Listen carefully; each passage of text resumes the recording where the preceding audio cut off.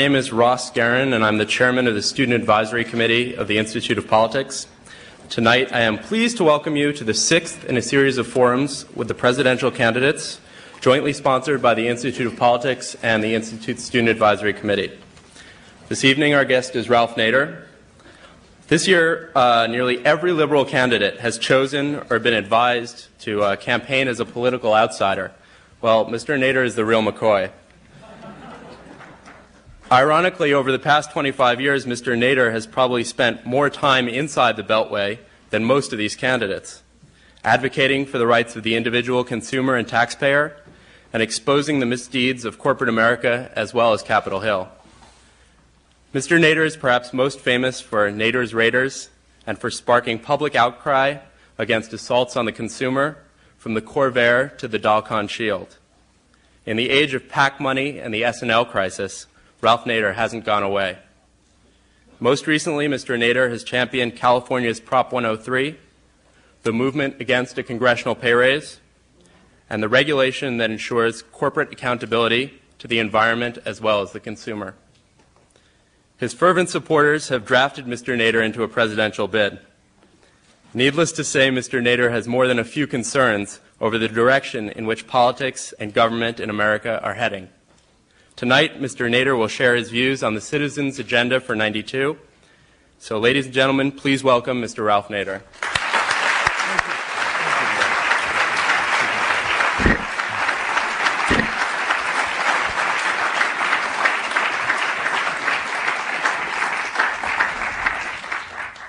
Thank you very much, Ross. Ladies and gentlemen, it's nice to be here at the ARCO Forum. Was ARCO a professor here? A revered professor? Well, is rampant commercialism now that buildings on campuses around the country are named for the corporations who fund them. They used to be named for deans and professors who performed in a distinguished manner in the past. But I can see by the architecture that it does reflect the cold-blooded nature of that corporation.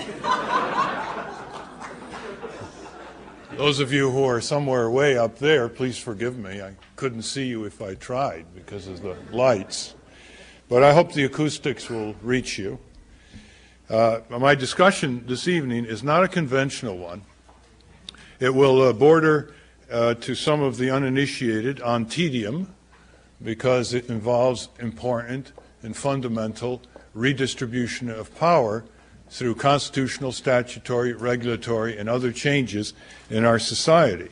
This is what politics should be all about. It should address the questions of the proper distribution, balance of power between the various roles that people play in a democracy as voters, taxpayers, consumers, workers, as people in political office, elected, people appointed, in the formal decision-making forums, the judiciary, executive, legislative branches, in the trade union and non-trade union areas, in the business areas, and other sources of activity and impact on the society.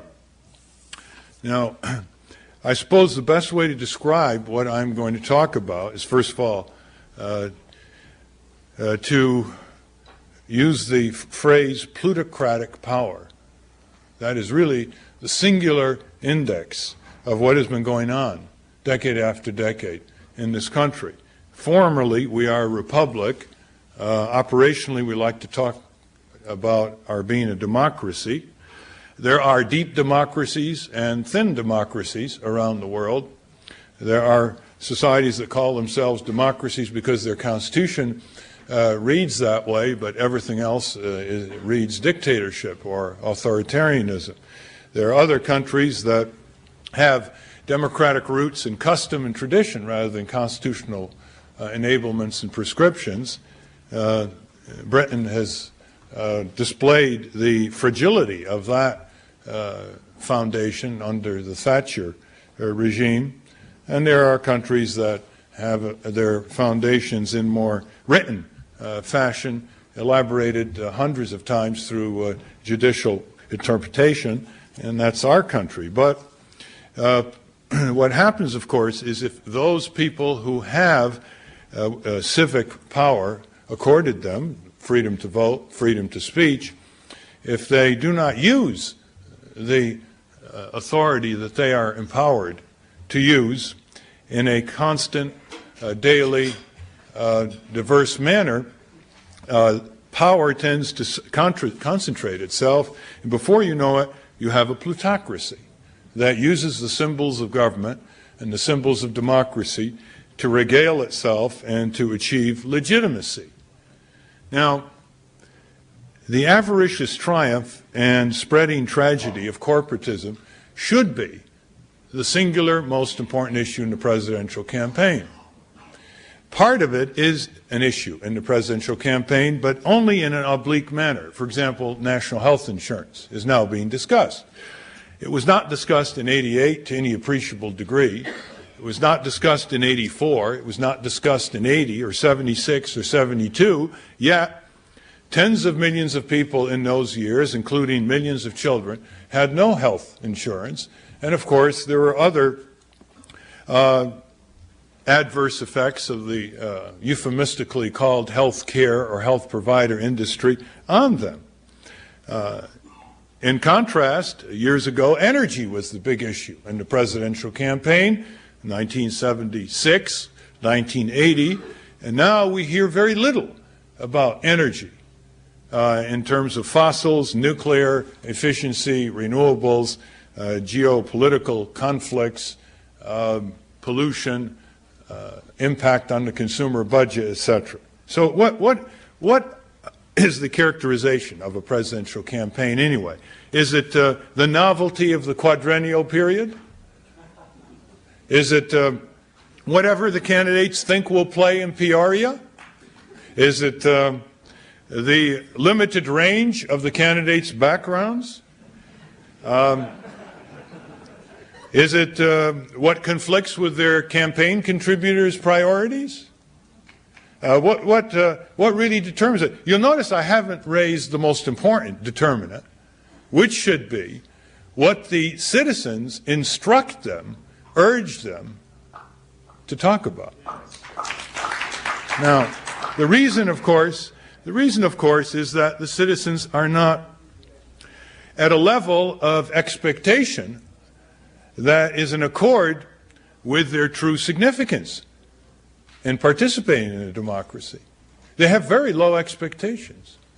Their expectations now, under the conditioned response of dozens of ever decreasingly significant campaigns, their expectation is one of a bystander. Basically, they watch the ads, they listen to the speeches and the slogans, and if they care to, they will go to the polls. And if they don't care to, because A, they can't conceive that their single vote has any significance, or they adhere to the philosophy of que sera, sera, or they don't like any of the candidates whom they regard as Tweedledum and Tweedledee, they stay home is the option. The only option is stay home, don't vote. Of course, not voting exposes themselves to a characterization of being apathetic, democratic dropouts, lethargic, people who are resigned to futility, and not voting has no electoral significance at all in terms of congealing a point of view. Now, this is why I am standing in New Hampshire for a write-in vote for none of the above. See, I'm up in New Hampshire saying to people, after the groundwork is laid, I am none of the above, and I'm not running for president. This is initially confusing. But later on, it becomes invigorating.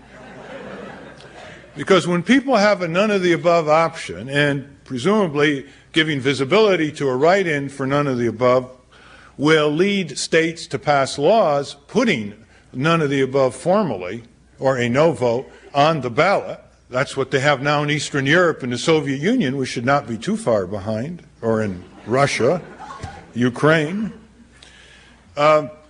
When there is a none of the above, then the no vote congeals It's quantifiable. It can be discussed. It can have substance lent to it by those who prefer that option.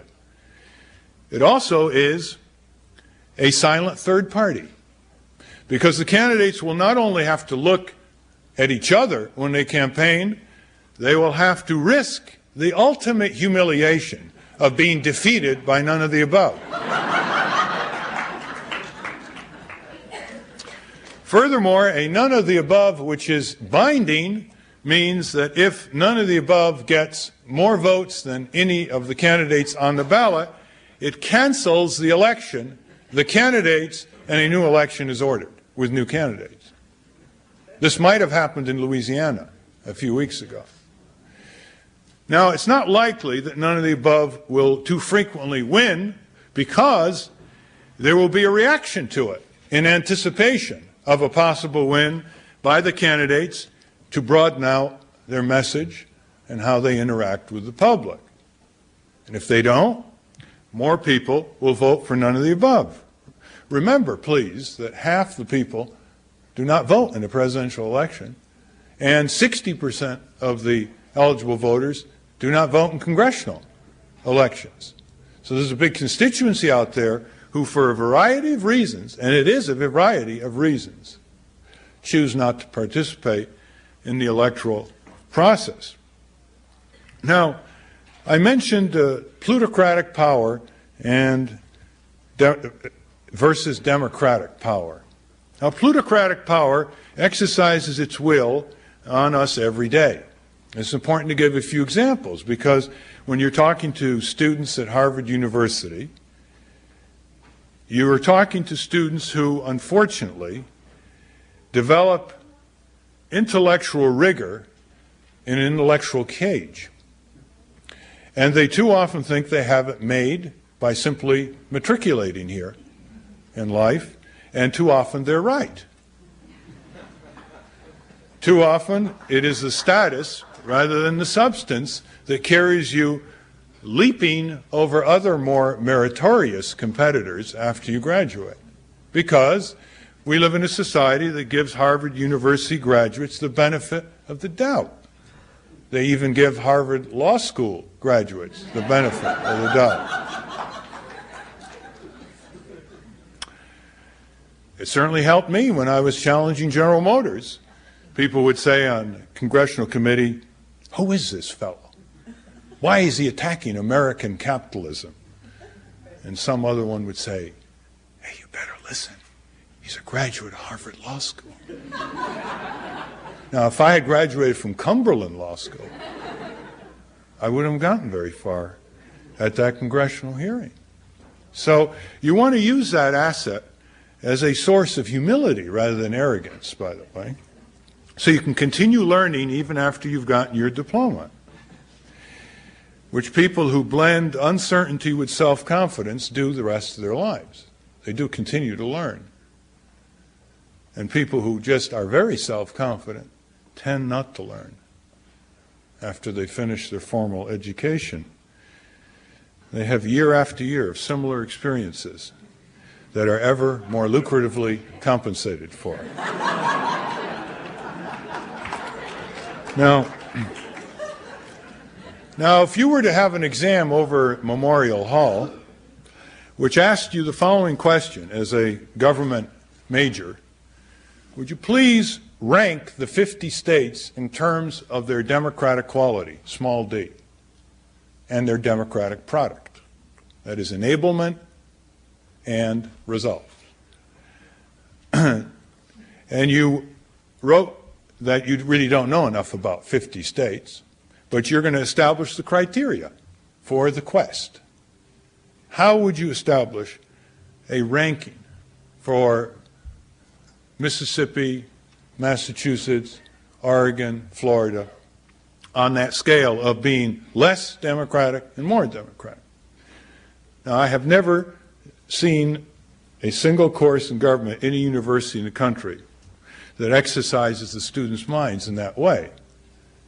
I took government courses, and I learned all about John Locke and Mr. Hobbes and the others. And sometimes it comes in handy. It comes in handy.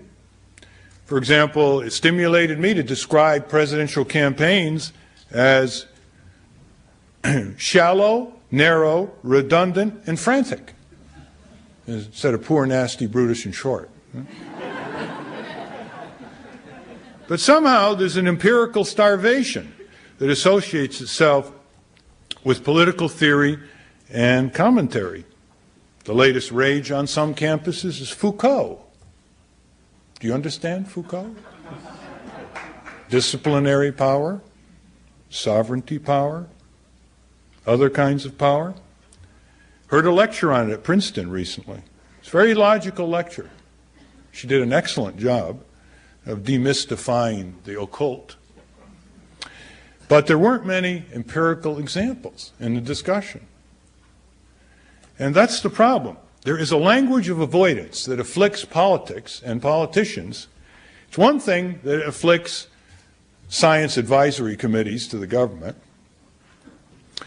It's one thing that afflicts faculty meetings, but to afflict politics and politicians is really unforgivable. We're talking about plutocracy. What are we talking about? Here's an example of plutocracy. Corporate socialism. That is, corporations who get in trouble, if they're important enough or big enough, do not go bankrupt, they go to Washington. They are then subject to a process known as corporate welfare entitlements, where their bankrupt mismanagement, speculation, or corporate crime generates losses which are socialized on the backs of the taxpayer. This corporate socialism and corporate welfare is booming. In fact, most of what Washington does is conduct a bazaar of accounts receivables for corporate requesters. There are dozens and dozens of corporate welfare projects that we can conveniently call aid to dependent corporations. Now look what this does. First of all, it reduces corporations' incentive to work productively. So they know they're going to be bailed out. They know they're going to be bailed out. They know that there are a certain number of banks in this country which are too big to fail, and the Federal Reserve had them on a list. Citicorp, Bank of America, Chase Manhattan, Morgan Guarantee, Chemical, etc. In other words, they were too critical to avoiding a dominoes effect, and they would be bailed out. Now, the S&Ls are case in point. The government, under pressure by the banking industry, expanded the deposit insurance to $100,000 per account, 1982. It also allowed the S&Ls to veer away from their housing mortgage duties and invest money, with very little criteria of accountability, in equity real estate, which they read to include skyscrapers in Dallas and Houston, and in junk bonds and other reckless investments, certainly from a traditional prudent banking standpoint. And because these deposits were guaranteed, speculators could take over a small S&L in Texas called Vernon Savings and Loan, boom its deposits by offering higher interest, attracting brokered CDs from Merrill Lynch and Payne Webber and others, and then proceed to put these monies in speculative ventures. When they got in trouble, then of course they were subject to being rescued in terms of the deposits by the FDIC or FSLIC before it. Notice the sequence. The people who have to pay for the bailout, the taxpayers, are largely middle-class taxpayers, not a progressive tax specially suited for the rich and the corporate, who participated, condoned, and or benefited from these capers and these excessive interest rates. Yet the taxpayers are going to have to pay for it over 30 to 40 years. It'll total with interest over $1 trillion. They did not cause it. They weren't direct beneficiaries of it. They were direct adverse recipients of the resultant collapse in unemployment, real estate, etc. And they had no say. See, they had no say. The executives of the banks, some of them were prosecuted, some of them got away. Some of them will never be prosecuted, even though they're on the list. Notice, however, the taxpayers could not get any documents from the federal banking agencies. They were secret. The House Banking Committee couldn't get many documents. There was no standing to sue by taxpayers against this enormous requisition of taxpayer dollars over the next 30, 40 years. They were basically shut out. They weren't part of a democracy. They were supplicants subject to the coercion of a plutocracy. This happens all the time in Washington. Time and time again. Defense contracts, for example. Defense contracts are signed in great secrecy by Pentagon contract specialists and McDonnell Douglas or General Dynamics. Most of the important parts of these contracts are not public. They are amended in a format known as the Golden Handshake whenever they engage in cost overruns, or excuse me, the latest phrase is cost growth. When the taxpayer through the Pentagon pays $450 for a $10 claw hammer you can get at your hardware store, the vendor to the Pentagon describes it as a unidirectional impact generator. Well, when you're getting $450, you don't say a claw hammer. You call it a unidirectional impact generator. This goes on, and it continues to go on, and it transcends exposure. Now, when an abuse transcends high-level, relentless exposure and still continues, you know how entrenched the plutocracy really is. 1986 tax reform law, so to speak, small paragraph, which nobody really understood what it meant because nobody read it. Hundreds of pages in this tax bill. It was put in by a senator from the Midwest to benefit John Deere Equipment Company, which was in trouble at that time. But it was written in a general enough fashion that the lawyers from General Motors and Ford spied on it and within weeks took advantage of it to a level of $2 billion. The provision, the amendment, was discovered by the Washington Post 6 months after enactment of the law. Discovered, you see, even though it's on print. They are so esoteric, so abstruse, the cross-references are so intricate that probing newspapers can take months to discover this.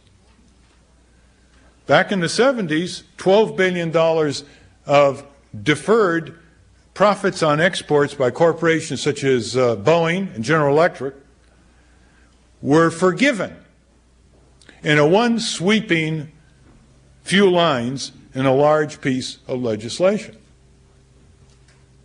No knowledge to the taxpayer, no challenge by the taxpayer, no standing. Energy bill. Last year, proposed by Senator Bennett Johnston and his Republican counterpart. It was going to open up ANWR in Alaska, and it was going to speed up nuclear licensing by cutting out community participation, compressing the 2 stages of licensing challenge.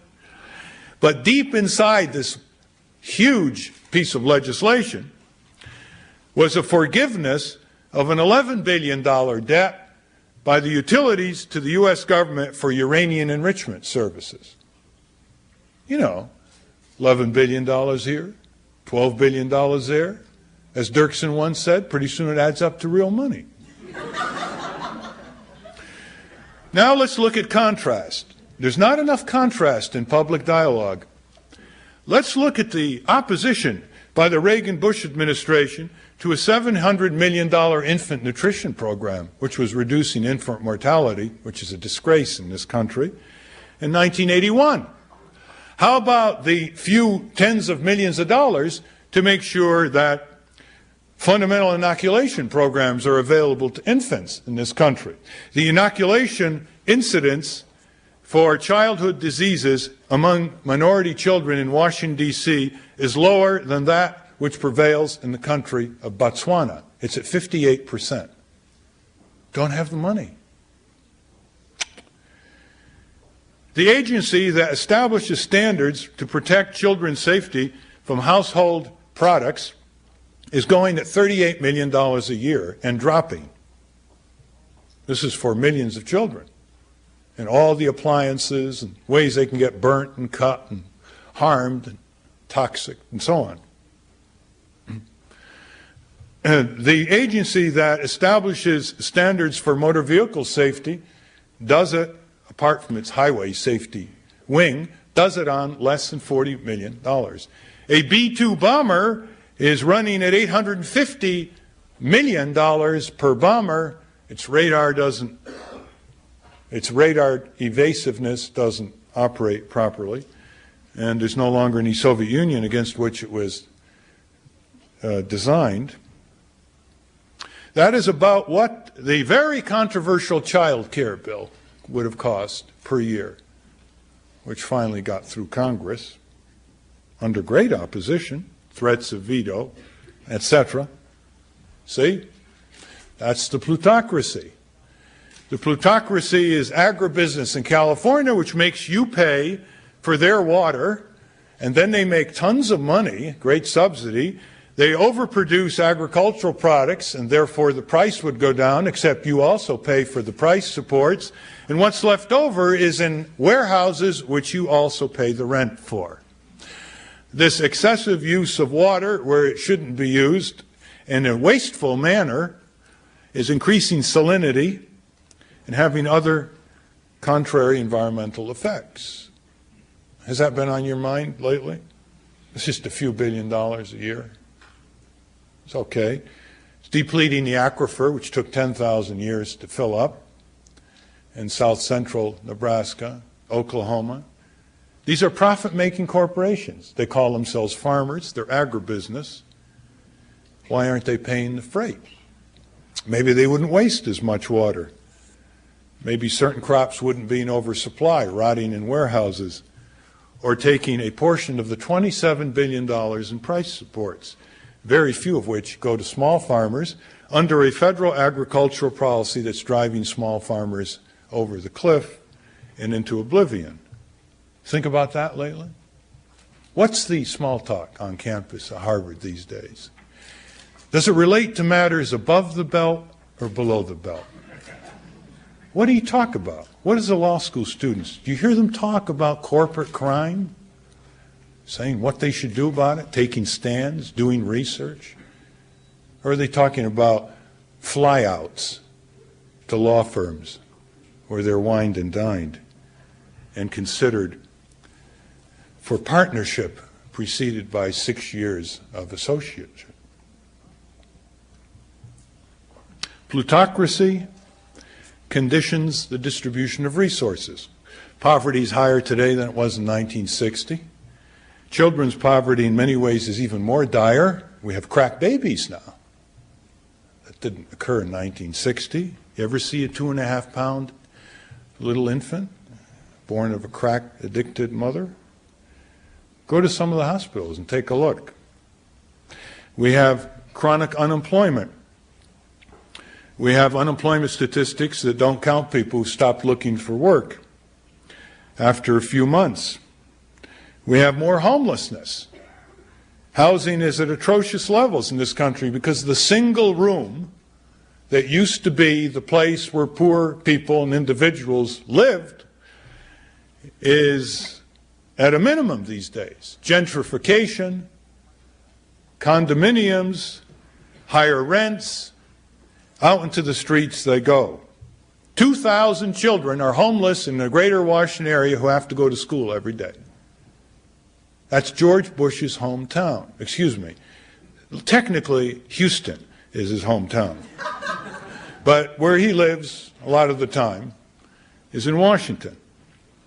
And within view of the White House, you see a level of poverty and misery They can only be called third world 1960 imagery and content. The plutocracy takes control of what we own. This must be a hot topic at the Kennedy School. Look at what we own. We own, as a Commonwealth, the public airways, the public lands, $3 trillion of public and private pension money, $1 trillion of savings, $500 billion at least of mutual insurance monies. All these we technically, legally own. Some as a Commonwealth, some as pooled assets. Can you imagine how our political economy would be different, how our standards of living would be different if we controlled what we legally own? And that is never discussed in any political campaign that I have been aware of in the last several decades. Can you imagine anything more fundamental to discuss than the incidence of popular and Commonwealth ownership of assets? Here's how it goes. We grow up corporate. By growing up corporate, we never even think of what we own. We never even think of what is the Commonwealth. We are told to go for it individually and make a pile of money. And because we're growing up corporate, our minds are anesthetized so they can be controlled by the corporate ethos. Such a thesis is so easily proven that it's not worth spending much time on it. Other than to give one example. Who is raising our children today? Ask parents who's raising the children. Children are raised by those environments in which they spend most of their time. Children today spend less time with adults, including their parents, than any children in history. They are spending, preteen, 35 hours a week on the average, watching TV, video games, and in between, Walkman audios. So for 35 hours a week, they are Pavlovian specimens. They are not engaging in human conversation. They are not interacting with their siblings and their parents, except modest squabbles during ad time, perhaps. They are watching programs that convey basically three themes relentlessly. Look at Saturday and Sunday morning TV, if you doubt that. Theme one is violence is the solution to life's problems. Zapping, vaporizing, terminating. Theme two is low-grade sensuality, illustrated by junk food turning their tongues against their brains and getting them to nag their parents, which is the purpose of these ads, and the accolades are given to the ad writers when these ads, quote, have high nag factors, end quote. To demand that food with high fat, high sugar, low fiber, coloring additives, etc., are purchased. Hostess Twinkies, not apples. For dessert, they ask to purchase Hubba Bubba. Tony the Tiger is the authority figure, not President Mayer of Tufts University, a world-renowned nutritionist. Who knows Mr. Mayer among the children of America? It's Tony the Tiger. It's Morris the cat. And thirdly, they convey addiction. Addiction comes in many forms, not just addiction to certain kinds of food additives or addiction to drugs or to alcohol or to tobacco. It's behavioral addiction. Sitting there, letting their little minds rot in front of that television. That's who's raising the children. War toys, 5-year-old boys. Cosmetic companies, 7-year-old girls. Over-medication, starting from almost day one. Mother's breast milk is now replaced by infant formula, compliments of the Nestle company. Nowhere near as good. KinderCare is raising our kids more and more. McDonald's is feeding them more and more. And HBO Time Warner is entertaining them more and more. Pretty soon parents will be obsolete when they're around. Now, when you grow up corporate like that, do you develop a critical mind? Do you develop a civic spirit? Do you understand what community is? Do you even thirst for feedback, for talking back to the TV set in front of you? Never occurs to people to even ask for an electronic letters to the editor time on TV. And what is TV? It's 90% entertainment, including ads, 10% redundant news, 0% mobilization. But it is our property. We own the public airways. That's federal law, approved by the Supreme Court of the United States. We are the owners. We are the landlords. The Federal Communications Commission is our real estate agent. It licenses portions of the spectrum to corporate broadcasting TV and radio stations. They are the tenants. They pay nothing for the rent of a TV station.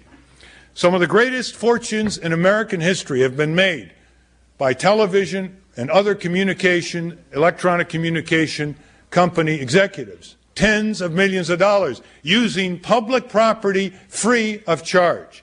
The tenant pays the landlord nothing, decides who says what on radio and TV, and laughs all the way to the bank. And because we grow up corporate, we don't even think of challenging it because we never heard of it.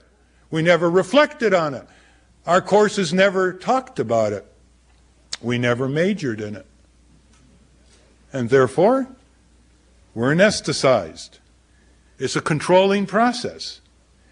The challenge in our country in getting democracy upgraded to override plutocracy is not the challenge that is contained in Orwell's 1984. It's the challenge that is contained in Huxley's Brave New World. Now, the plutocracy continues on. The candidates talk about street crime. It's bad. It's really bad.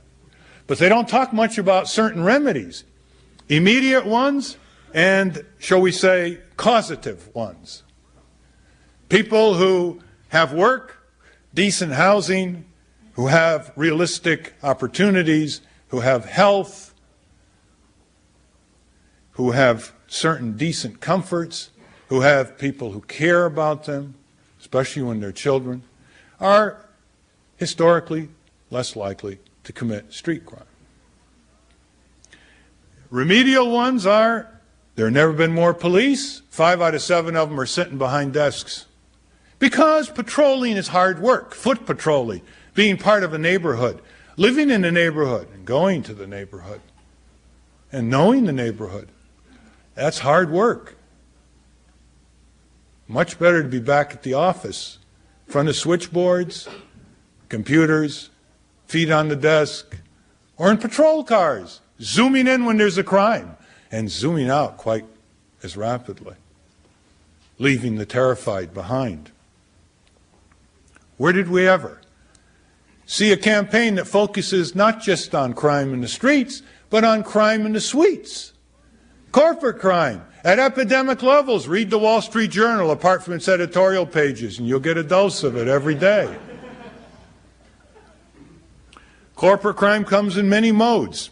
Occupational diseases, illegal contamination of air, water, and soil, bribery, and various forms of corruption, violations of all kinds of criminal laws. And there is less money spent on enforcing the criminal laws in our country at the federal, state, and local level than is spent in 6 months of cat food purchases in the United States. $1.25 billion, if you're interested in the figure.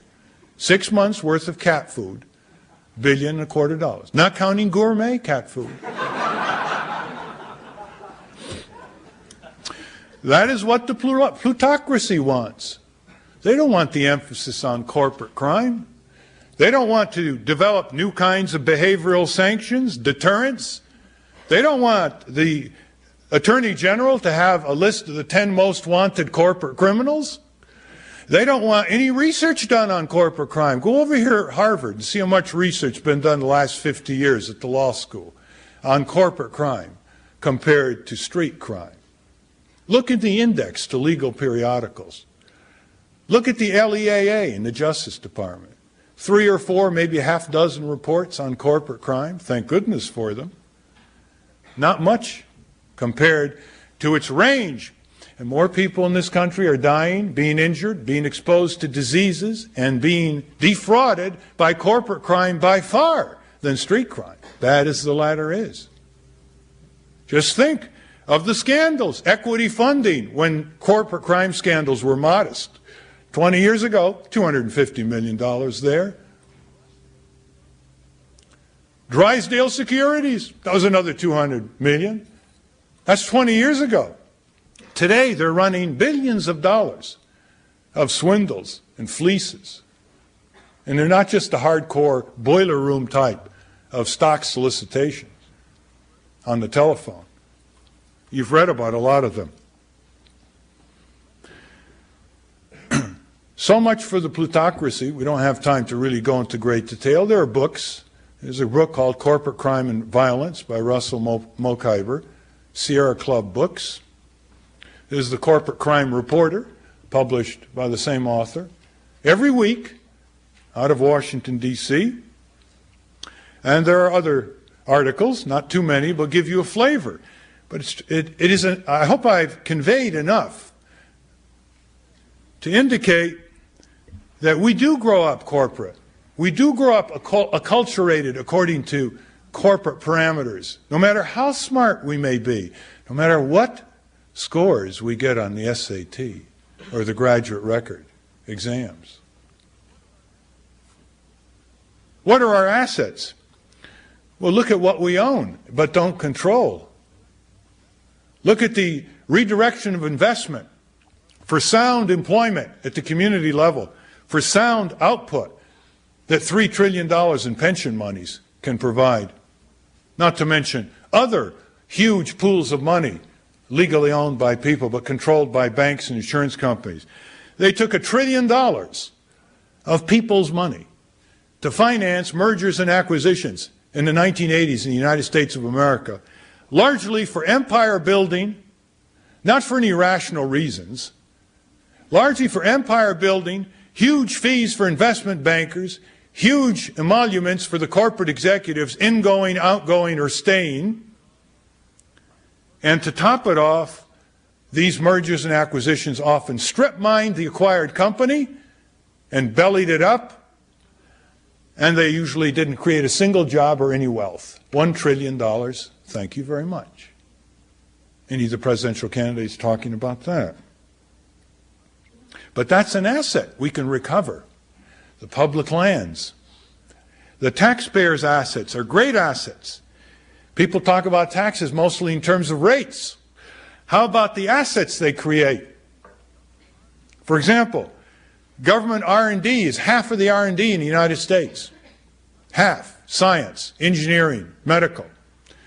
Much of it is given away to private corporations, some of it under monopoly patents. Who asked them to do that? Our representatives. To be sure, our appointees at National Institutes of Health. AZT, clinically discovered for application against the AIDS disease by the National Institutes of Health, your doctors, your taxpayer scientists. It was then given by Mr. Reagan's regime to the Burroughs Wellcome Corporation, a British firm, under a 17-year monopoly patent. They turned around and charged AIDS patients $8,000 a year. They're now down to maybe $4,000 or $5,000. A third of AIDS patients couldn't pay. Medicaid paid. That means taxpayers paid. So the taxpayers paid for the discovery. They then witnessed its giveaway. They then witnessed its gouging price. And then they paid for the Medicaid. That's a taxpayer asset. Information is a taxpayer asset. Huge information databases in the government that can be used for civic purposes, for justice purposes, for consumer purposes. They know which drugs work, which don't. They know what the side effects are. Our health research group has to assemble them every few years and put them out in paperbacks. Little tiny health research group, not the Food and Drug Administration or the Health and Human Services Department. That's a taxpayer asset. It's increasingly being privatized so that Mead Data and McGraw-Hill and others in the information industry can resell it to industry, graduate students, etc., for prohibitive prices. Increasingly, graduate students are being confronted with $20,000 bills that they cannot pay to do their PhD research with. Highways are taxpayer assets. The plutocracy likes highways just the way they are. They break down, crack open, a lot of potholes, but it's 8 to 9 inches of cement asphalt. There are better highways that can be built, 6 inches cement. Virtually maintenance-free. The highways breathe.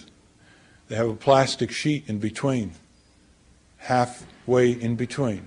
So they breathe in the summer and in the winter. They don't buckle and crack. But it's less asphalt, less concrete, less maintenance and repair. Who's controlling that taxpayer asset? Look at all the idling cars waiting in line while there are detours. Look at all the axles that are broken. Look at the wear and tear and the fuel waste. Look at the asphalt, which doesn't have any color other than black to it. It could be sprinkled with materials that are white. And therefore, the amount of heat that's generated in the cities would be considerably lower, and the air conditioning load on city office buildings would be considerably lower. Reference for that, one of the country's most brilliant physicist who's now working at Berkeley on energy conservation, Professor Arthur Rosenfeld. If you're doubtful, write him and find out. We have a lot of assets that are not in the control of a broad spectrum of citizenry. So what do? We start taking control of presidential campaigns. We don't let advanced people and photo opportunity specialists and other campaign slicksters completely shape the tempo, timing, content, locale of presidential campaigns, leaving us with nothing but a passive bystander role. That's the purpose of the Citizens Campaign in New Hampshire, to which I recommend some of you might want to contemplate volunteering for. A little card will be passed around which indicates whether you want to help, where, etc. A little card here. Volunteer time and talent. We want your talent and your time. To do what? To start putting up on the front agenda the new democratic toolkit for the 21st century. We are operating with citizen rights and remedies that are anywhere from 200 to 100 years old, and we're up against a 21st century array of skills and tools by corporate and governmental power holders. It's not a fair contest at all. To give you an illustration, 200 years ago, we got free speech, First Amendment, ratified 200 years ago. Okay? That meant that a big merchant in Boston and a worker in Boston could get up on a soapbox on the Boston Commons and tell it the way it is. Who could hear? As many people that wanted to congregate and as powerful as the speaker's voice could be. 200 years later, worker can get up on the soapbox in the Boston Commons, say his or her pitch. But the big merchant can buy television time and reach millions of people. There is a decibel level quality to the exercise of our First Amendment rights due to new technology. What is the tool? The tool is to recognize that we own the public airways. We're entitled to have our own network. Let's call it the audience network. It could be chartered for legal purposes as a nonprofit, federal corporation, chartered by Congress, the way the Red Cross and Salvation Army is. It would be a private sector corporation chartered by Congress, open to any viewers and listeners, and the asset which would be returned to it would be 1 hour prime time TV and drive time radio. Therefore, we will become part of a commonwealth, a communications commonwealth, that will let us develop our electronic literacy and let us put on television what we want to put on through a deliberative process that reflects great diversity among its membership, which is voluntary, from entertainment to politics to science to mobilization of the community. Doesn't cost the taxpayer a cent, voluntary to the viewers and listeners, and it's our property being returned. Now, if we had that, and if we had a cable viewers group, because cable is a monopoly and there's a reciprocity that should be accorded monopolies, and one of them should be the presentation of the cable viewer's address and telephone number and description at least 10 times a day on all cable channels, so the cable viewers can voluntarily band together and organize and have their own staff and begin feeding back the kind of programming they want. If we just had that tool, the political campaigns would never be the same again. We would be able to foresee and forestall problems instead of confront them after they've erupted volcanically and festered and damaged.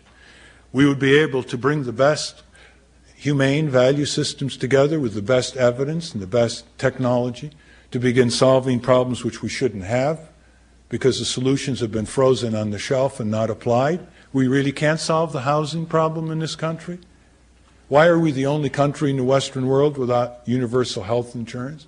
Why are we the only country in the Western world without free prenatal care? Why are we the only country in the world without children's allowances? Why are we the only country, in the Western world without children's allowances? Even in the third world countries, they have certain social services that are ahead of ours. I was speaking to someone from Mexico recently, from a town about 80 miles from Mexico City, and they were calmly saying how they went to the clinic when they were pregnant and they got free care. We don't ordinarily think of Mexico as being ahead of us in social services. We better stop just thinking we're number one and start looking into the areas where we're not number one. We're not number 10, we're not number 20 in too many areas. We're 21st in infant mortality incidents, for example. I certainly don't think we're number one in the way we manage our prisons. I don't think we're number one in the way we treat the elderly. Try the Netherlands, try Sweden, try West Germany, try Norway. That's the tool, the communication tool. How about voters? Your vote is diluted by money in politics, campaign finance money, PACs. Your vote is diluted in a variety of ways. What would be the new democratic tools? It would be to consider public financing of campaigns with certain amount of free access to radio and TV time by all ballot qualified candidates. That gets politicians off the auction block where they are now for sale or for rent, depending on their versatility. Not diluting the vote would also deal with the problem of the one-party district. 90% of House congressional districts in this country, the elections are not competitive, as defined by the challenger having less than $25,000 for a campaign kitty to challenge the incumbent. 74 congressional districts had no opponent on the ballot of the opposite party in 1990 congressional elections. It would also deal with the question of limited terms, whether we generically want to limit congressional and other terms as presidential terms are limited. It would deal with none of the above, statutorily established, and above all, it would deal with the direct democracy backup when representative democracy is a mockery. That is the initiative, referendum, recall, which is in over 22 states, and which together with electronic media access can become a much more potent force in accountability for elected and appointed officials in terms of their use and their success of passage. Initiative, referendum, recall. The taxpayer rights as tools of democracy. Do you know that in the federal courts today, the taxpayer has virtually no standing to sue the government, no matter how corrupt, fraudulent, and wasteful the activity. The federal judges now say you are only a taxpayer, you have no standing to sue, go home, you're not even going to be able to try to go through the courtroom door and prove your case.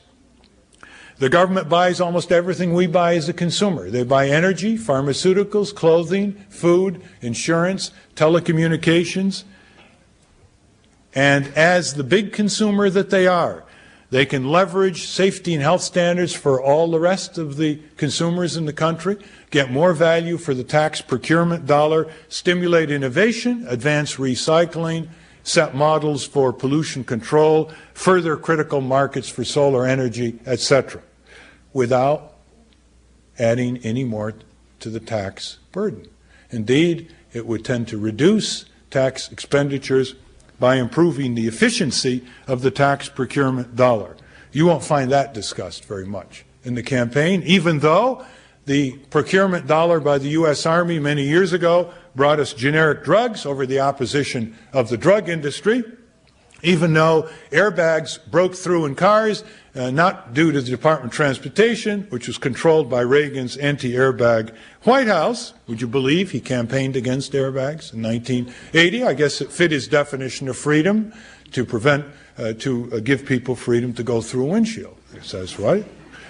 It was the General Services Administration buying 5,500 cars, putting out bids for airbag-equipped cars for federal employees that brought Ford back into airbags, then Chrysler, then the rest of them. 1 out of every 5 people in this auditorium, on the average, will be saved from death or significant injury sometime in their life by an inflated airbag. That's an illustration of the breakthrough power of government procurement after 18 years of logjam under the regulatory structure influenced by General Motors at the Department of Transportation. These are the kind of tools.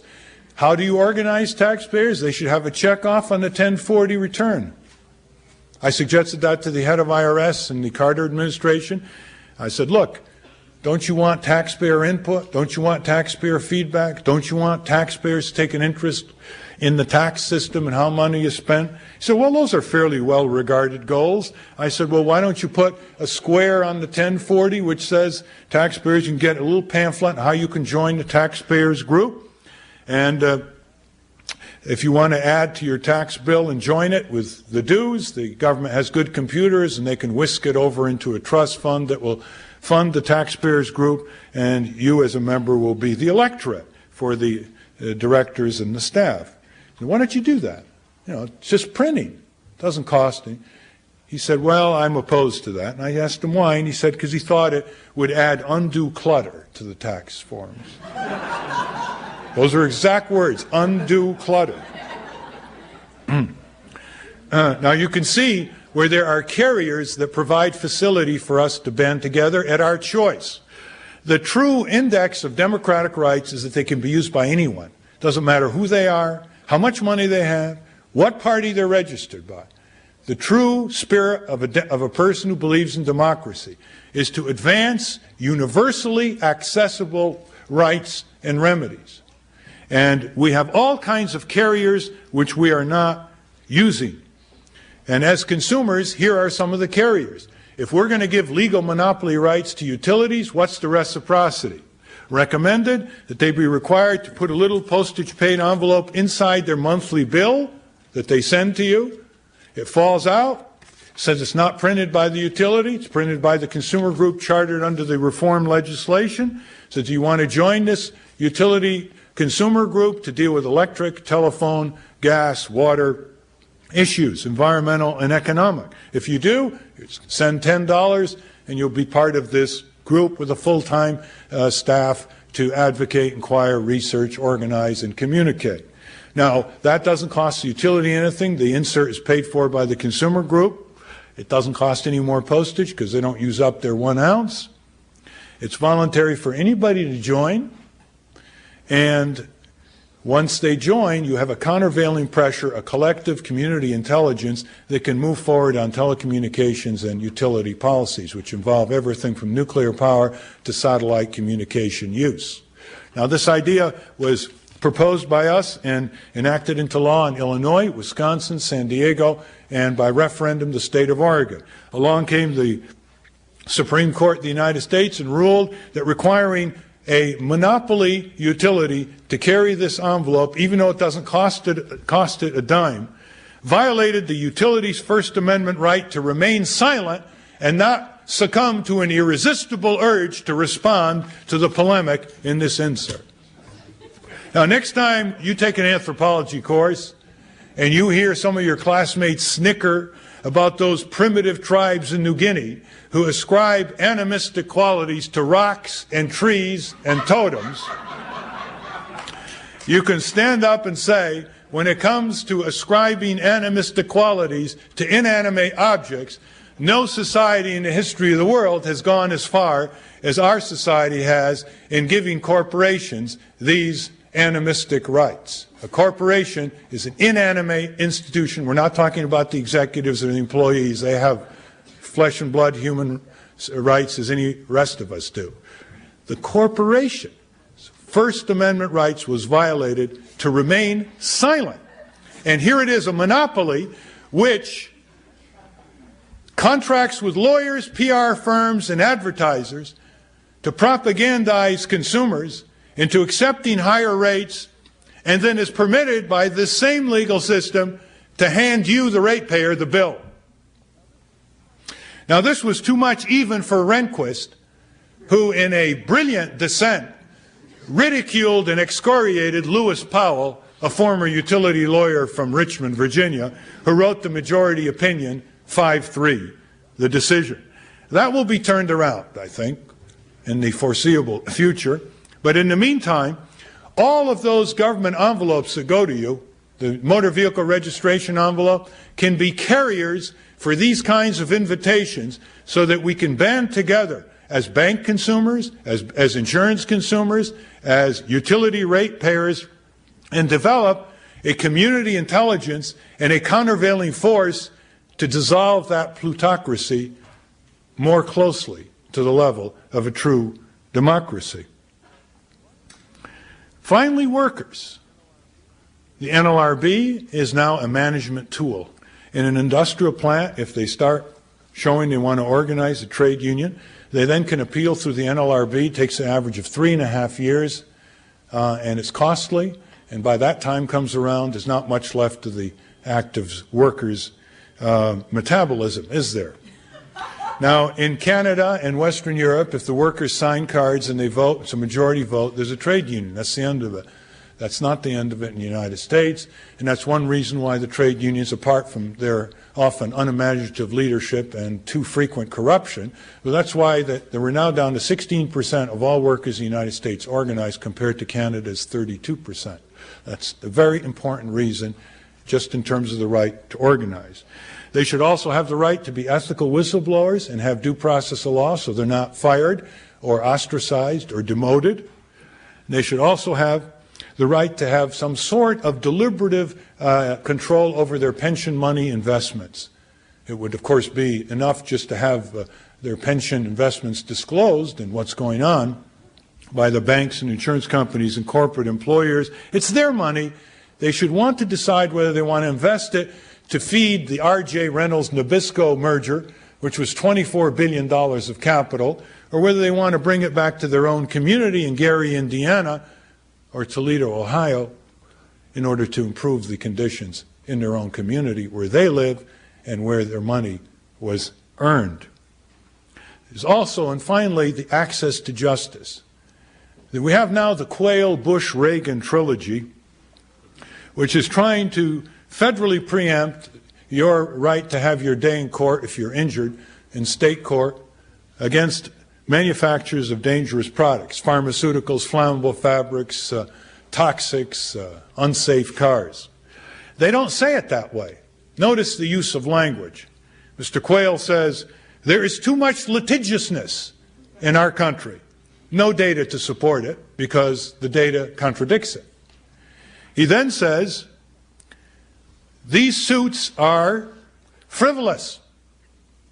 And he then says they are damaging our global competitiveness.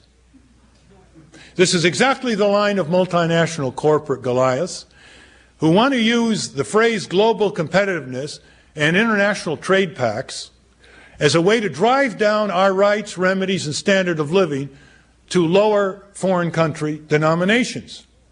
Lloyd's of London makes no bones about it. They want to destroy our tort law system and bring it down to the level of England, where it's almost impossible to win a case against the manufacturers of a hazardous product, or even to get a jury trial, or to get punitive damages, or to get pain and suffering.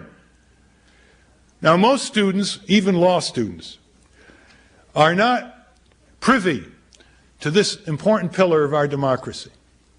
Democracies have basically three important pillars: civil rights, civil liberties, and safety rights, broadly conceived. And the ability of people to challenge powerful corporations and bring them down to a reasonable level playing field, because they have to be judged by a jury of their peers and by a judge subject to appellate review. And they have to disgorge some of their internal files and memorandums that exposed the asbestos disaster, the Dalcon Shield mutilation, among others. Those weren't regulatory agencies. They don't have the courage to do that. But an injured worker with a contingent fee lawyer can take these companies on and hold them accountable. That is what is being driven into the ground. And attack after attack by the Reagan-Bush regime is going unanswered by the Democrats in Congress. When Mr. Mitchell comes here, you might want to ask him. Mr. Mitchell now has been politicized way beyond his fundamental intelligence. He is fundamentally one of the most intelligent and compassionate politicians on the scene, but he is now a prisoner of the very power structure that internally he would probably like to change. He was the architect of the pre-midnight pay grab last July for his senators, who just couldn't make it on $101,000 a year, plus pension benefits, housing allowances, and perks a mile long. Breaking the moral authority of the elected official at a time of recession, stagnant minimum wages, corruption, waste, unemployment. And instead of setting leadership by example, they say, okay, folks, we know you're all suffering there, and we're running a dead broke government with $400 billion deficits, but we just can't make it on $101,000, plus perks and benefits. This is the same Congress that froze the federal minimum wage at $3.35 an hour from 1981 to 1989 April, telling 7 million working Americans that they can make it on $7,000 and change a year. But they couldn't make it on $89,000, which was their pre-pay grab level. That's how they produce cynicism and turnoff and revulsion. And they don't know that political leadership's greatest asset is example, setting examples. And Senator Mitchell should be asked about access to justice, because I know what he believes. He believes that people should have access to civil justice systems if they're injured. And he doesn't want to federally preempt product liability law, and he doesn't want to restrict and regulate state judges and juries, and he doesn't want to cut back on pain and suffering, like Mr. Reagan, who in May 1986 proposed to the Congress that all injured people in the country who file suit against the perpetrators of their harm be held to a maximum limit of $250,000 pain and suffering for their lifetime. He did not say that insurance company executives should be held to a $250,000 salary, the kinds of executives who are making $1 million a year without any pain and suffering. He didn't put a cap on insurance premiums. He didn't put a cap on insurance company profits.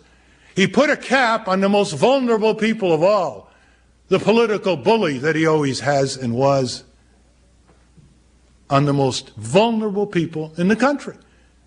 Paraplegics, quadriplegics, brain damaged infants who are trying to get a little compensation and whose cases would generate deterrence for greater care in the future by these perpetrators. Ask them about it. You should ask. You should ask. You should ask yourself how little you know about the record of these candidates. How little you know about their voting records, other than that which they wish to tell you. The National Safe Workplace Institute, a citizen group run by a man whose brother was killed in a construction accident. He was a Vietnam vet, the head of this institute. He started it in Chicago, probably the chief monitor of OSHA. He put out a report 2 weeks ago ranking the 50 states on their occupational health and safety programs. Arkansas came in last. Mr. Clinton should answer to that. Harkin and Kerry raised their own pay after Harkin opposed it before he was reelected in Iowa in 1990. He should be asked about that. Their records should be common parlance for anybody interested in participating in the civic culture. And it can't be done by relying on them. They'll put forth, obviously, the rosiest picture, and they'll tell you what they think they want you to know and not discuss their other performances and records. Let me conclude on this point. No matter how well-intentioned these candidates are, they can't deliver, and they haven't been able to deliver once they're elected. Because on one yardstick measurement after another, our country is declining. Problems are getting worse that were considered bad 10, 20 years ago, and they're likely to get even worse. Read the papers. Whether you're concerned about fiscal deficits, health and safety, environment, worker rights, consumer well-being, housing, infant care, you name it. It's not getting much better. In many instances, it's getting much worse. The unaccountability of government has become a complex and little-studied phenomena, except a public grunt here and there. The unaccountability of government has gone to the point where the very use of the law is the instrument of illegality.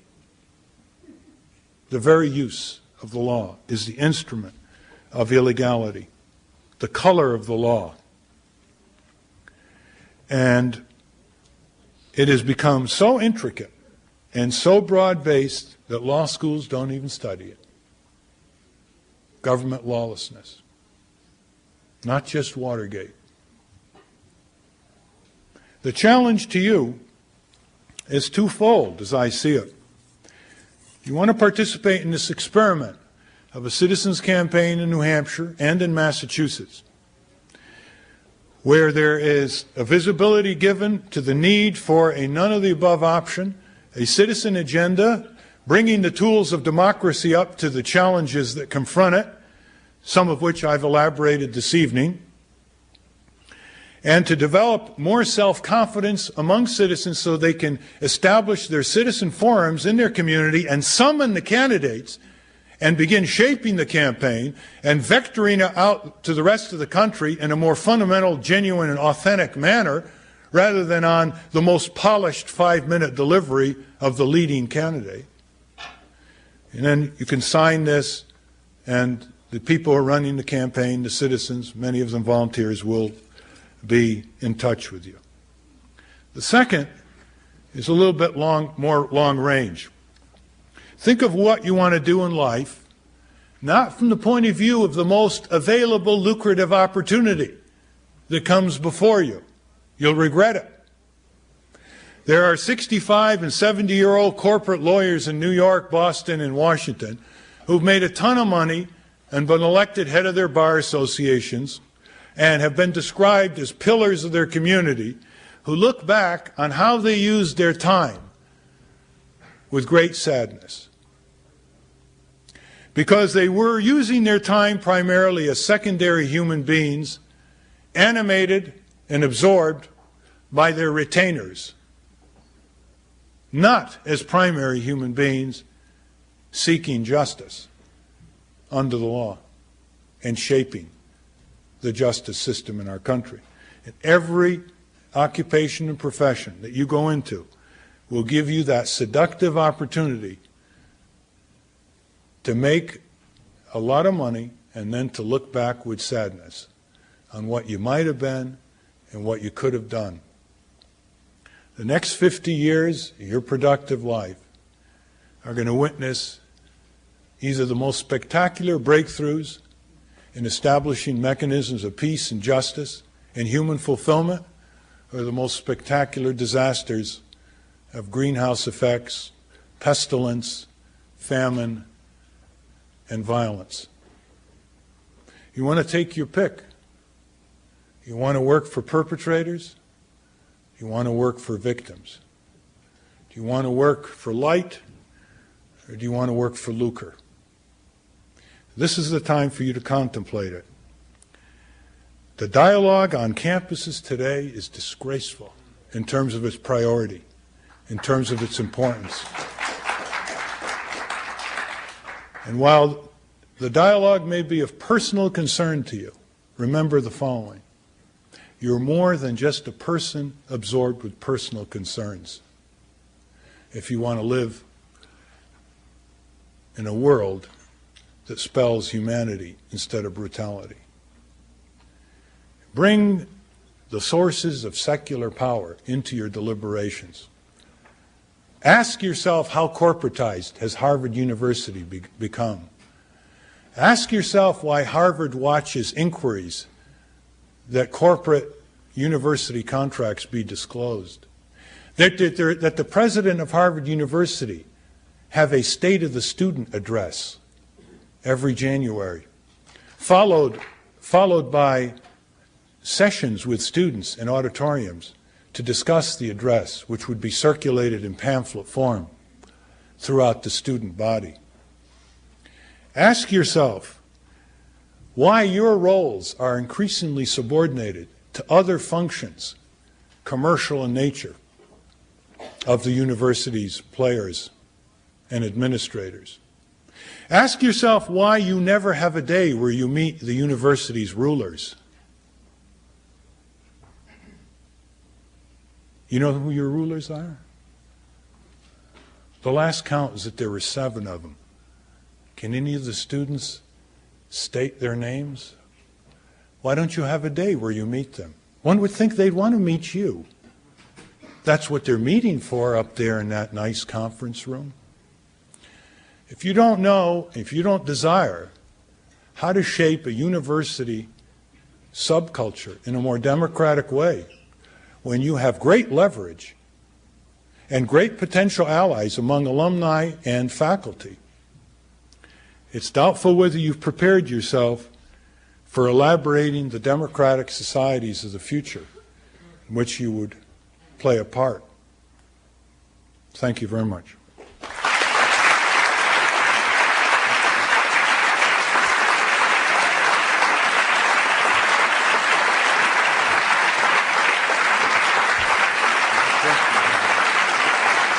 Take just 1 or 2, and then I'll tell you to come and speak to you afterwards.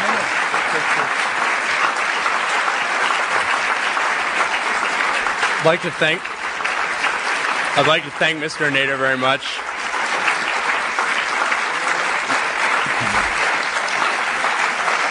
Extraordinary stuff. Mr. Nader will now take a couple of questions from the floor, from the people on the floor. We have 2 microphones, one here and one here. So if people up there would like to ask questions, they can come down. We'll have a chance for 1 or 2. And then afterwards, you can come up and ask Mr. Nader questions yourself. So please start wherever you'd like. We'll have a few more if you don't mind. Okay. Shall we start here? Okay. Your critique of corporate control of American society has a loud ring of truth to it, and I think by injecting it into the presidential campaign, you're performing a great public service. My question relates more to one of political strategy, especially for those people who agree with your views, than to the substance of your critique. As you know, there's been some speculation that you're considering running as an independent candidate next November for president. And I'm wondering how you would respond to people who feel that by doing so and by draining votes away from the Democratic nominee, you might very well, however inadvertently, turn the election over to Bush. Well, I'm not running as a candidate, independent or otherwise, and I've made that clear up in New Hampshire. We're running something that is described in my prior remarks as a citizens' campaign, focusing very heavily on the citizen empowerment agenda, the tools of democracy, so we can enrich the quality of the campaign. You should know that if I ever decided to run for office, there would be absolutely no ambiguity about it.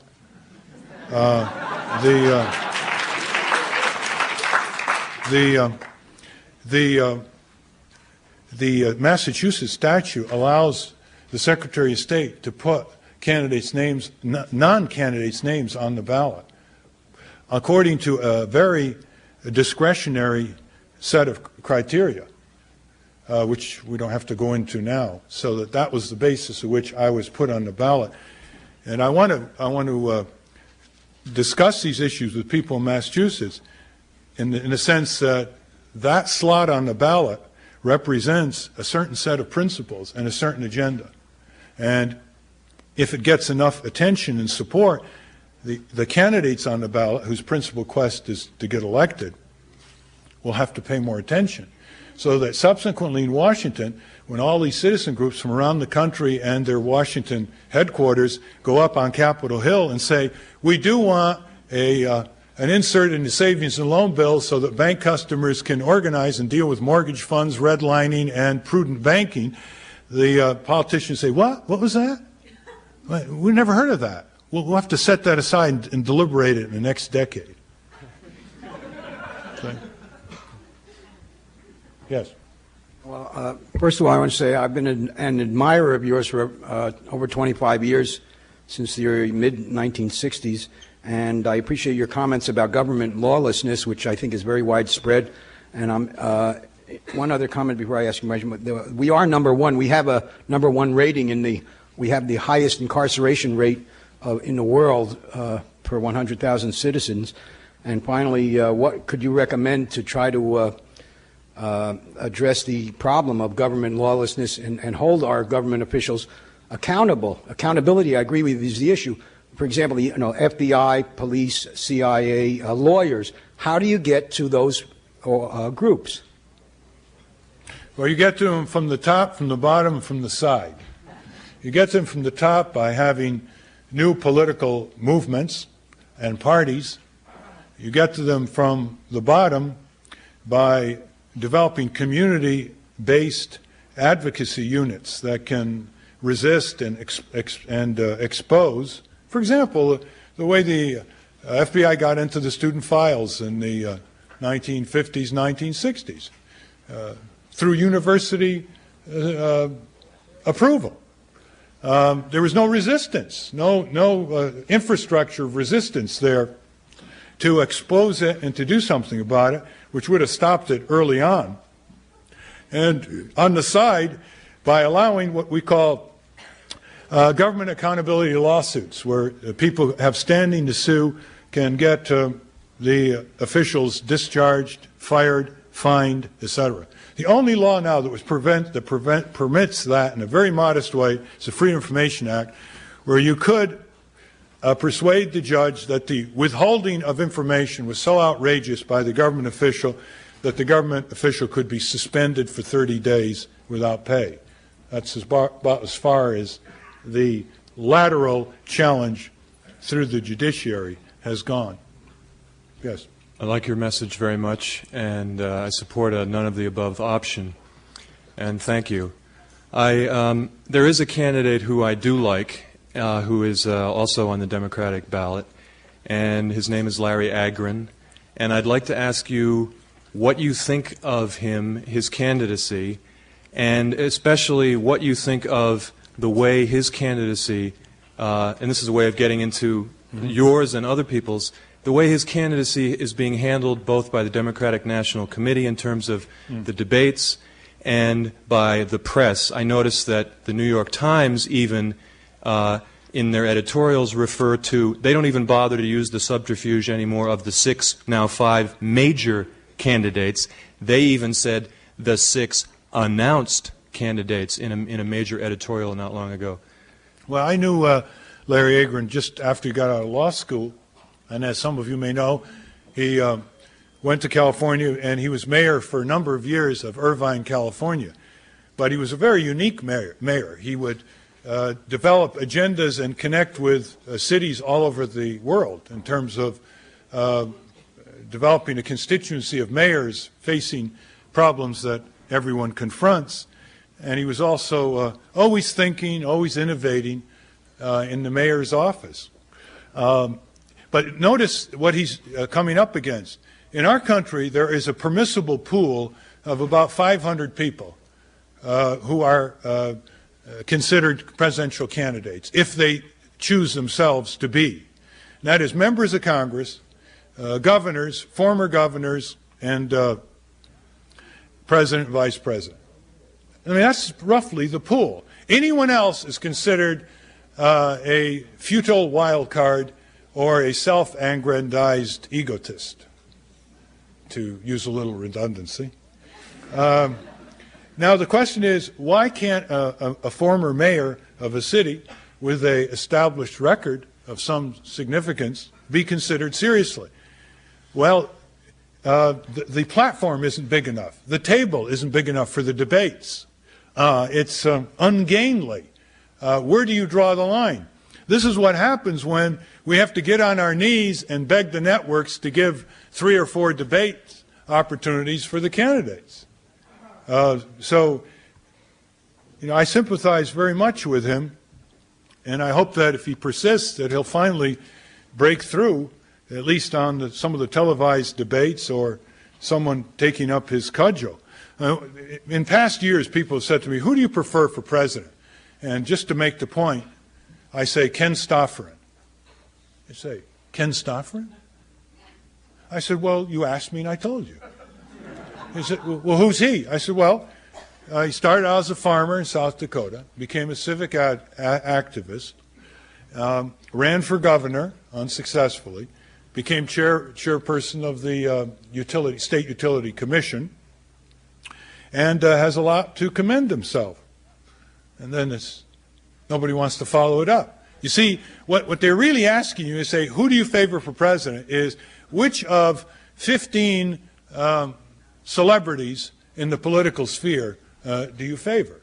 Now, do you realize how much talent is being discounted with that attitude? I mean, think of the people around the country who have proven records of achievement, who are solid, who are consistent, who are open-minded, you know, all the talent, and they're completely precluded from running for political office because they're not willing to go through this ladder from city council to mayor to governor or to members of Congress and play the political game so that the politicians can support them, or to be corrupted by political campaign money so they go around with marbles in their mouth. So we really have got to challenge that convention. Do you have any stifling the talent? Do you have any specific suggestions as to how that might be done in this situation to break the lock that they have? Yes. Well, he did it by, you know, challenging the debate. He got on the debate. Another way is to demand that the other candidates be given a debate themselves, even if they're not in with the major ones, over cable. And your name, I understand it, is not included by pollsters. That's another area. In polling, they will not include certain people's names, and I understand yours is not yet one that they're willing to include. I mean, that's not as important as mobilizing citizens and being able to write in or getting on the ballot. The important thing is that if the media has a very novelty orientation to covering the campaign, and for example, Jerry Brown hammers again and again money in politics, and they're getting sick of it. Okay, Jerry, you did it once, and it's very important. We know that politics are shaped by money, but what are you repeating it so often for? See, they try to portray a candidate as tired, one-note candidate. And we all know that most of the pioneering social justice breakthroughs were repeated quite often, weren't they, in American history? You want to count how many times the case against slavery was made? before it was heard? Yes. Have you read B.F. Schumacher's Small is Beautiful? Mm-hmm. I've taped you, Bernie Sanders, and Jerry Brown here. You all read B.F. Schumacher's book, and I would assume that you found it interesting and, in fact, quite applicable. Yet what I don't understand is this, that if it's applicable to economics, small is beautiful, why isn't it applicable to government? And in that, I ask this question. Would you support the bust-up of the empire, the United States of America empire, as we have witnessed in the Soviet Union, so that the 10 or 20 or 50 nations of North America could finally emerge and be manageable? Well, let's see. Would I want Maine to be dominated by the paper and pulp industry completely instead of being able to be lent a hand from outside of Maine? Sir, I'm from Maine, and for 20 years, from Augusta, Maine, I've been involved in politics up there. In fact, I've served on the PERG board. Yeah. For 20 years, we were 49th in per capita income. This past year, we slipped to 50th. What's the advantage of staying with the empire? Yeah. The reason why I raised that is the following, is that if you break it up politically and you don't break it up corporately, you are making it even worse. The corporate government runs the political government. And unless you deal first with the corporate power, you're basically setting the stage for company states and company towns, even worse than what you now see in DuPont in Delaware, or what's the name of Muskie's hometown in Rumford, Maine. I mean, the corporations control the rivers, for heaven's sake. The rivers. Riparian rights are in advance in Maine, these paper and pulp industries. They control the use, diversion, damming of the rivers. We did a book on this called The Paper Plantation a few years ago. By the way, I might say that you're seeing more of these separatist movements like Canada and the West, Quebec. Northern California counties now have organized to split off from California because they can't get their say. But you wouldn't agree with some of these people. You wouldn't agree with some of their reasons. Some of them represent some pretty powerful vested interests, natural resource-based vested interests. Yes? Yes. You obviously have a lot of ideas and a lot to say, and you also have a unique opportunity. Unlike, like you said, only a very limited number of people can be taken seriously as a candidate, but you have the national recognition and actually a national groundswell of support. Why don't you make yourself a full-fledged candidate and therefore get much more visibility for your campaign? There are several responses to that. One, the easy one is that I'm a citizen advocate, not a politician. Now, that means that I don't like to censor myself for my contributors to begin with. The second is, that's dispositive for me. The second is, let me give you a little organic metaphor. Democracy is like a tree. Branches, twigs, fruit, trunk, root. The people are the root and the trunk. The elected officials are the branches and twigs. If the root and the trunk do not provide the nutrients, the branches and the twigs become very brittle and don't produce fruit. I've spent all these years working at the root and the trunk, and I'm not at all persuaded that the root and the trunk is sending enough nutrients for anybody to aspire to become a branch or a twig. Yes. Mr. Nader, I was wondering how you feel about affirmative action and other schemes that you might think of to alleviate racism and sexism and bring about equality for blacks and women and an end to violence against both. Because, if I might say, Liz Holtzman was in that pool of 500 at one time and has a very good record, but no one in Massachusetts has ever heard of her. Ron Dellums and John Conyers have been in Congress since as long as Ted Kennedy, and nobody in Massachusetts has heard of them. I was wondering how you feel about affirmative action or any other methods. Well, let's take what you called blacks and women, okay? Now, what tools do they have to fight with to get their views known, communicated, to have an impact? Do they have access to electronic communications? Is their vote diluted by money that comes from different inspirations? Can they organize consumer denials in the marketplace to further their principles? That's what we're talking about. If we concentrate entirely on the injustice that concerns us the most and continue to flail away with straws, instead of go back and say, this is an injustice that concerns us, how do we get the tools of democracy that will give us a more level playing field with the powers that be? We'll be working on treadmills for the next 30 years.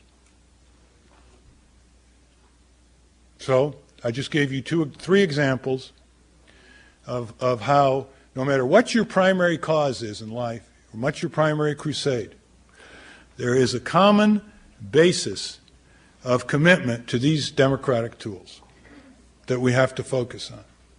Now, when I started going after the auto industry for producing defective cars, I could have just dealt with lemon complaints one at a time.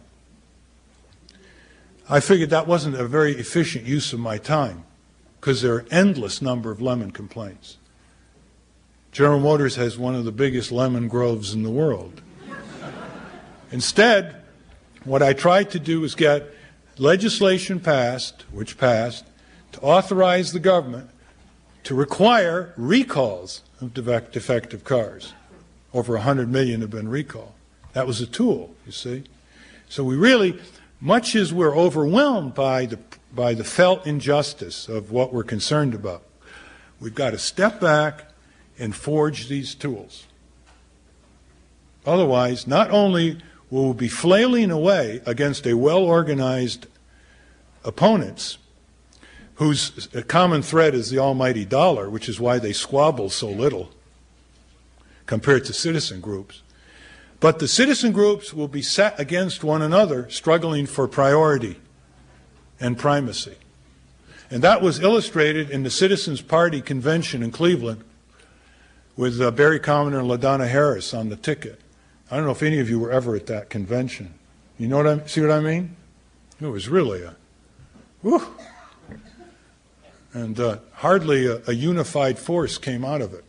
See, the contention was which issue should be given greater priority and respect and not subordinated. The tools of democracy, bringing them up to date, were ignored, other than perhaps campaign finance reform. Yes? I really have to ask you one more question. Yes, two more. I've got two more. Yes. You suggest that a more direct democracy would be an antidote to, or a solution to, the plutocracy that we have today. The classical worry with direct democracy is that the people will vote in their immediate self-interest at the expense of the long-term interest of the nation or the state or the public. And one must not be surprised, Montesquieu says, if the people vote for silver. And it's even possible to imagine that people might vote for someone who stands up and promises them that he'll increase spending, decrease taxes, and balance the budget. What grounds your faith that in a more direct democracy, people, the majority of whom live in well-insulated suburbs now, would engage in a public deliberation that would include everyone's concerns? First of all direct democracy reforms must be associated with media access, so that you don't get a situation where someone who has a pile of money can flood the airways with their ads, and the other side has to deal with pamphleting door to door, if they can even do that on any scale.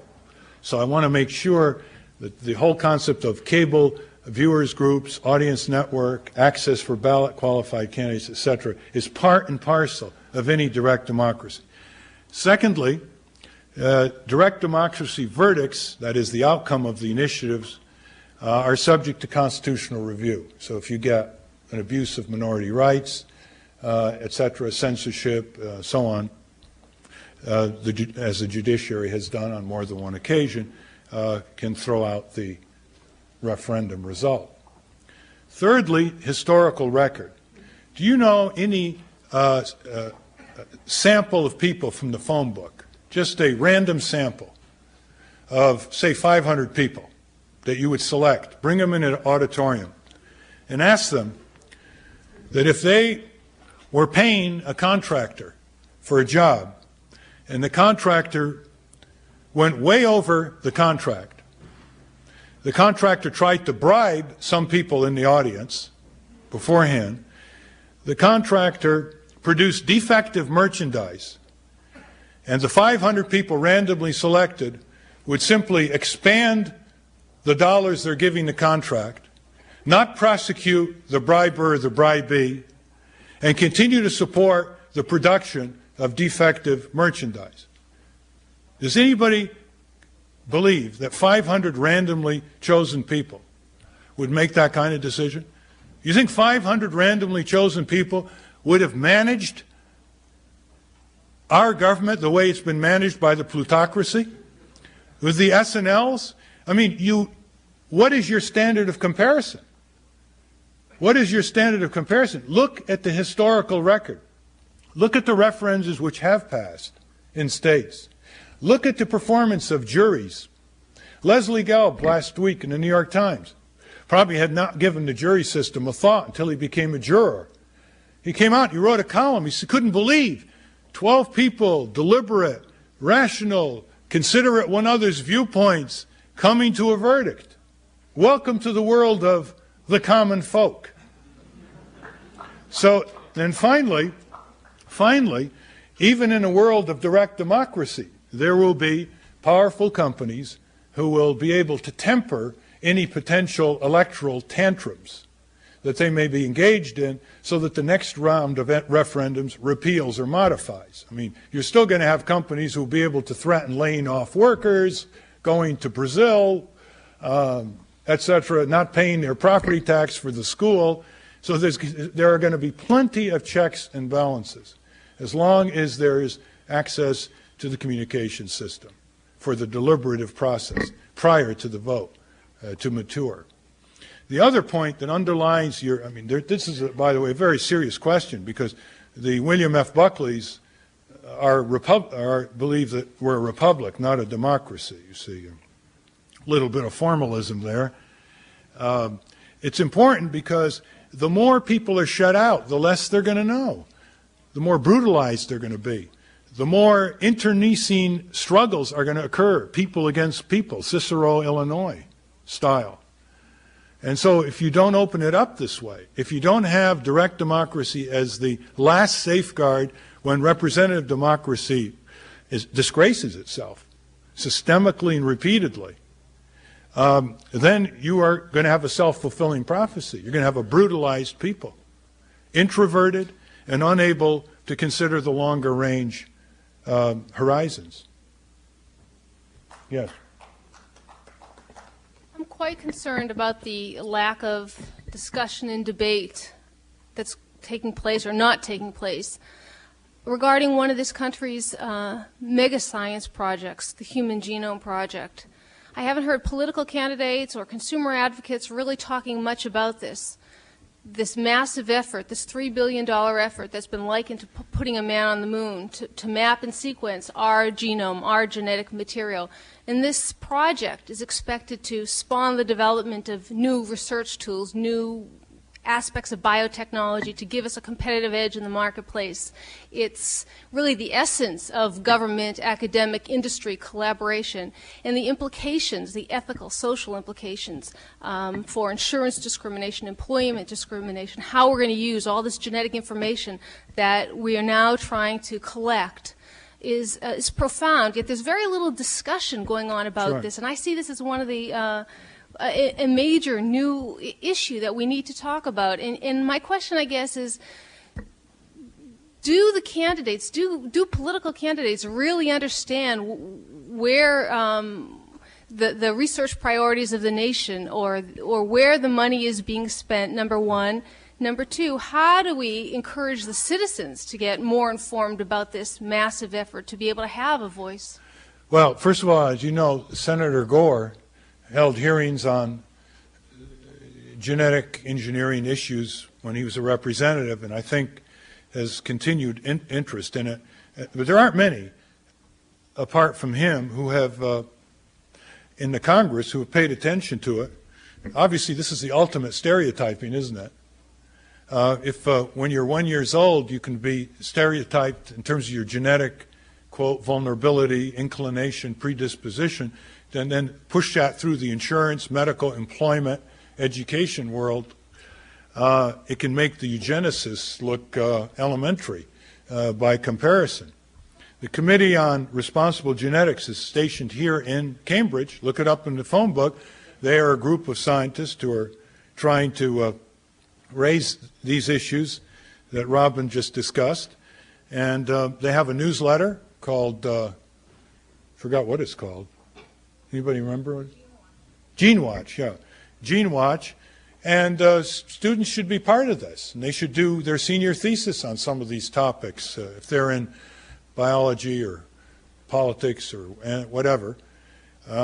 Because what's going to happen will be like nuclear power. It'll take 15, 20 years before the popular awareness of the risks of nuclear power congeals, and then it'll be too late, folks. It's the die is cast. We got 100 plants. We're going for 1,000, and so on. And the same with automobiles, the same with tobacco and health, and so on. So we don't want to do this. There's no doubt in my mind this is going to be a whale of an issue in about 10 to 20 years. A whale of an issue.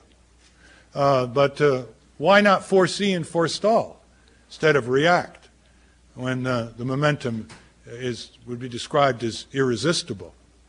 The other point I want to make is on the, quote, intelligence of the public and how it's denigrated is notice the specialization in this country that's gotten us in trouble because they don't have a broad enough horizon of context. You know, if someone wants to define an expert as someone who relieves you of your common sense and judgment. The best and the brightest, David Halberstam, Vietnam War. The brilliant nuclear physicists and engineers, somehow they left out a few missing links in nuclear power plants, transportation, waste disposal, insurability, etc. And when it comes to insurance, we have all these insurance specialists. You're in safe hands with Allstate. And when they blocked the legislature in California from insurance reform, and there were millions of people in California who couldn't afford auto insurance because they'd have to pay $2,300 for an auto insurance to go to a $7,500 job, commute. There was a referendum which we participated in, a group called Voter Revolt. The head of it is here tonight, Harvey Rosenfield. And they thought we didn't have a chance. Biggest state in the union, no money. We got the initiative qualified with 600,000 signatures. The insurance industry came back, qualified 3 of theirs. Then they poured $80 million into the campaign to beat us and to get their 3 enacted. $80 million? That is staggering, even by California standards. Voter Revolt spent $2 million, beat the 3 of the insurance company initiatives, and we won Proposition 103, which is in the process of subsequent battles, judicial challenges. But it's the first time the insurance industry was clobbered in the 20th century by the voter. And they were so shook up, and their withdrawal pains were so intense, that they went reeling across the country on the defensive and ended up in Washington setting up an auto, highway, and safety advocacy unit in collaboration with consumer groups with the avowed goal of toughening motor vehicle operating and crash-worthy safety standards. That was one of the byproducts, by the way. $100 million has already been refunded, and other refunds up to perhaps $2 billion are in the offing. Now, nobody could say the customers didn't know what they were voting for. First of all, even if they didn't listen to us, they had been interacting, shall we say, with insurance agents and insurance companies for years. They had their own background experience. which they were able to use to interpret the assumptions and manifests of the insurance companies during the campaign. So I think there is a book out, Temple University Press, on the history of the initiative referendum recall in America, which to me, to my mind, should be required reading if anyone's going to major in government. And it probably is hardly distributed in course curriculum sheets or library references or anything. But it was David Schmidt is the author. He had a newsletter on it, and he's very active in advising people in California on initiatives, and I recommend that you read it. Just remember, almost every social justice progress in our country did not come from the top, did not come from specialists, although specialists sometimes are very helpful. It came from grassroots movements. The farmers, abolition, women's right to vote, civil rights, environment, trade union, consumer, and such activities as the opposition to Seabrook, and all kinds of micro advances. So please don't automatically assume that Le Bon's characterization of the mob is written in historic stone. I mean, there are such things as mass riots and very unthinking and brutal collaborations of people, lynches, and so forth. But don't ever mix that horrible reality with a deliberative electoral process of direct democracy, subject to countervailing vested interests that will always be with us, subject to judicial review, and subject to revision. Thank you very much.